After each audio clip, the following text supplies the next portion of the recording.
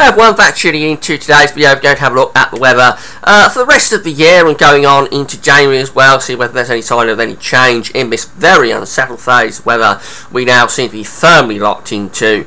And see whether there's any sign of any cold weather coming up as well, because it's going to be a very mild December, I think, whatever happens. Now, before I get on with the video, I just want to talk about the advertising-based video ads on my pages at GadsWeatherBiz.com. Hit play on the video ad, you'll be supporting GadsWeatherBiz.com. And thanks very much for doing that. So let's start off with the temperature in the stratosphere over the Arctic. This chart is quite remarkable, actually, that you're looking at just here. It's the temperature at 30 HPA over the North Pole. The grey line, hope you can see the grey line, is where we should be at this time of the year. The black line is where we actually are, and look how the black line has gone off a cliff through the course of December. This is the start of December just here. The black line is virtually off the chart. That's telling us we've got an exceptionally cold stratosphere over North Pole at the moment. Temperatures are virtually down to minus 90 degrees at 30 HPA over the Arctic. Now, of course, it should be cold anyway. It is just about the coldest time of the year. The grey line does tell us that it is very cold over the Arctic in the stratosphere at this time of year. But this is remarkable, the sort of temperatures that we're seeing in the stratosphere over the North Pole right now. Absolutely remarkably cold. Now, this is important because when the stratosphere is cold over the Arctic, we've got a strong polar vortex. So what this is telling us is basically that the cold air is locked in with that polar vortex up over the Arctic. Consequently, we're strengthening the westerly winds, and we're bringing these big areas of low pressure through that are giving us all this stormy and very wet weather, and that's the reason, or partly the reason anyway, for the flooding that some people are experiencing at the moment. We've got the really cold stratosphere to partly, not totally, it's also down to the Atlantic as well, but to partly thank for what's going on.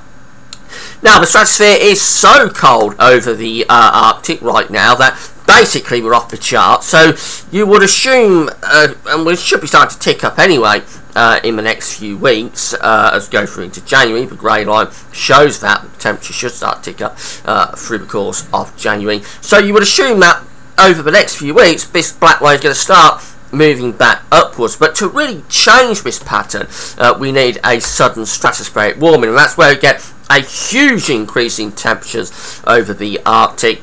And when that happens, it sort of breaks out or it breaks down the polar vortex. You get blocking areas of high pressure setting up, and that's when we start to bleed the cold air down into the mid-latitudes, and basically it turns a lot colder as we lose westerly winds and turn the winds round to the north and the east. So let's have a look at the temperature forecast from the GFS model at the website MeteoSeal to see whether there's any sign of a sudden stratospheric warming. That's the extraordinarily cold Arctic stratosphere temperature that we've got at the moment. Is there any sign of any warming? Let's have a look and run through the charts. Well, yes, it does work a little bit over on the Pacific side, the Asian side of the Arctic. We do get some warming. These yellow colours do start to infiltrate the Arctic, but really the polar vortex remains very strong and locked in up over the North Pole. That warming is nibbling away at the edge of the polar vortex, but it's not really infiltrating. It's probably weakening the polar vortex a little bit. Over time, the polar vortex, you'll see, is stretching. These cold temperatures are stretching across the Arctic, but this warming on the A side isn't really breaking through. And to see a proper sudden stratospheric warming, I can show you what happened last year. We had a big sudden stratospheric warming last year. Look at this. We had very warm temperatures infiltrating into the Arctic on the 7th of January in terms of the stratosphere. And just look how this warming eventually pushes through and totally destroys the polar vortex. There we go, up to the 11th of January, and basically what we're seeing here is the polar vortex is splitting.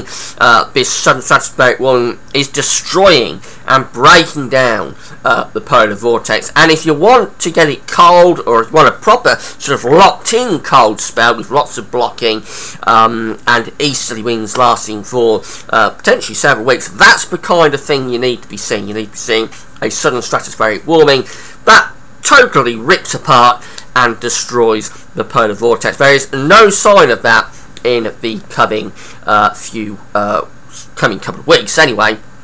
Probably beyond that. Eventually, of course, the warming will take place because as we move to spring, then we do break down the polar vortex anyway. But for the time being, for midwinter, there's no sign of that kind of level of warming. So basically, I think what we've got is what we're going to keep for the foreseeable future, and this is the GFS chart for Thursday the 2nd of January, with low pressure firmly dominating weather, bringing more bouts of wet weather through across the country as we run through to Friday the 3rd, maybe a little bit of a ridge of high pressure, but the next low pressure comes through on Saturday the 4th of January.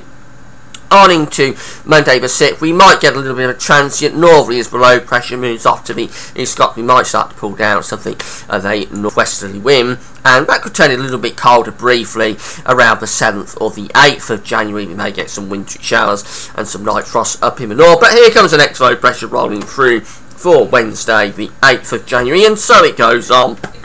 Certainly no sign of any particularly block conditions. The ECMWF is also agreeing with this.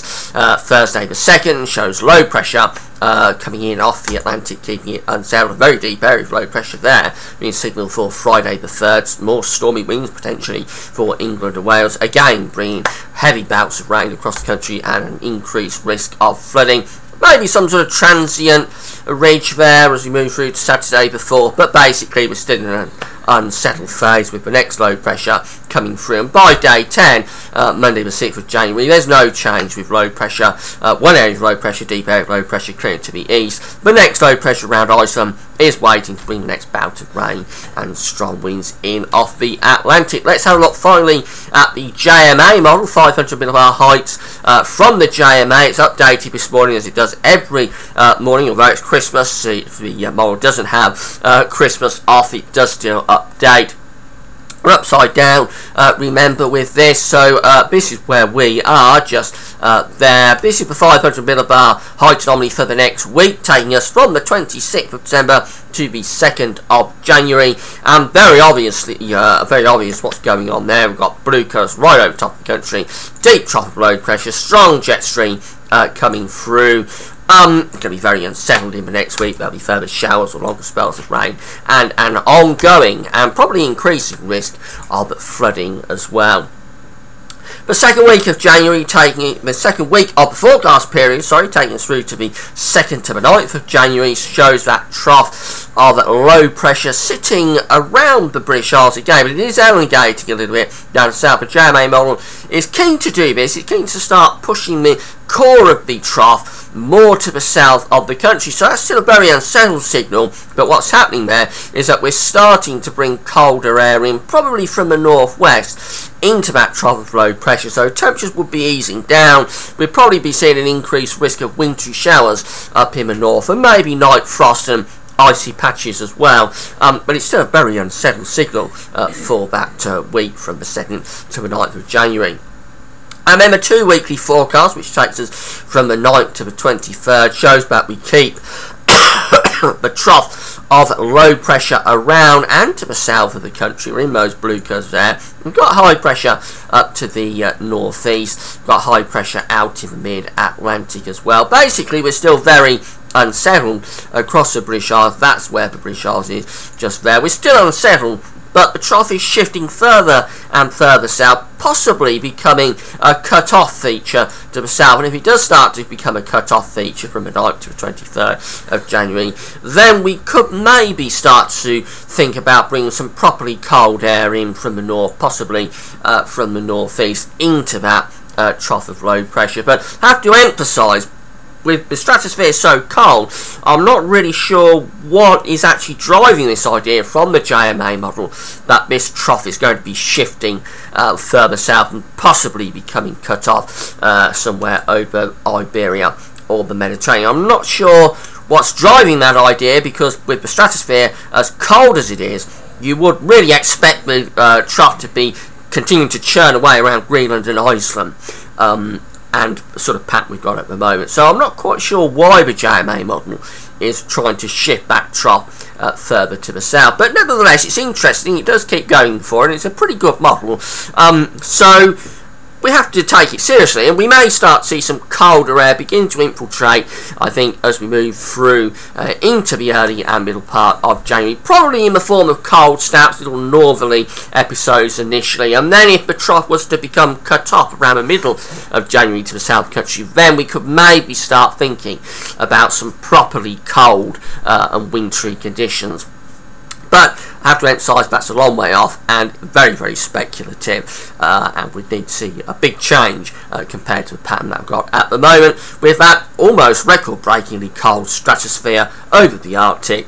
The polar vortex is going to take a lot of breaking down, so I'm not really seeing any signs for blocking, proper blocking over the Arctic in the foreseeable future. But as I say, that doesn't preclude some colder snaps, and maybe something a little bit more extensive in terms of cold around the middle of January. That's it for now. Weekend forecast tomorrow. That's all for now. Thanks for watching.